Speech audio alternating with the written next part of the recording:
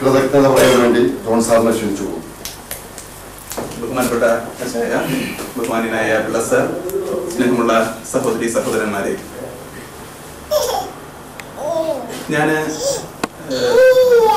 കൃതജ്ഞത അർപ്പിക്കുക എന്നുള്ളതാണ് എന്റെ കർത്തവ്യം. അതിനു മുമ്പായിട്ട് സംസാരിച്ചു. നമുക്കൊക്കെ ഇങ്ങനെ ഒത്തുകൂടിയതിന്റെ ഒരു സന്തോഷമുണ്ട്.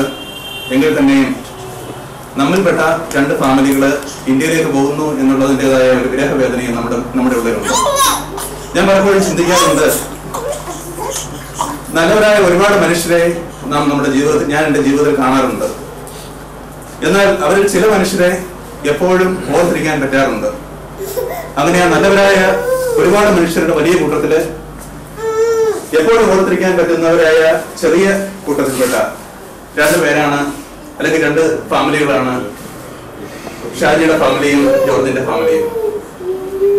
ഷാജിയെ ഞാൻ ആദ്യമായിട്ട് കാണുന്നത് കഴിഞ്ഞ സെപ്റ്റംബർ മാസം 26-ാം തീയതി വിശുദ്ധ കുർബാനയ്ക്ക് വേണ്ടി ഹോസ്റ്റലിലേക്ക് പോയപ്പോഴാണ്.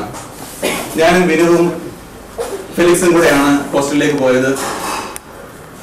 അപ്പൊ ഞങ്ങള് സ്റ്റെപ്പ് കയറി മുകളിലേക്ക് പോകുമ്പോൾ ഒരു സഹോദരൻ ഞങ്ങളോട് പറഞ്ഞു, വിശുദ്ധ കുർബാന ഓൾറെഡി കഴിഞ്ഞ് തീർന്നു പോയി എന്ന്. ശരിക്കും അപ്പോൾ ഒരു വിഷമം ഉണ്ടായിരുന്നു, വിശുദ്ധ കുർബാന തീർന്നു പോയല്ലോ എന്ന വിഷമം.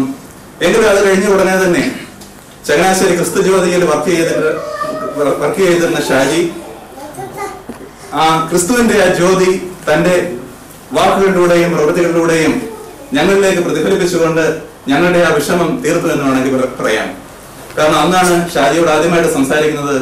ആദ്യം ഷാജിയെ കണ്ടപ്പോൾ തന്നെ പ്രായത്തിലും കവിഞ്ഞ ഒരു പക്വതയും പ്രായത്തിലും കവിഞ്ഞതായ ഒരു ഗൗരവഭാവവും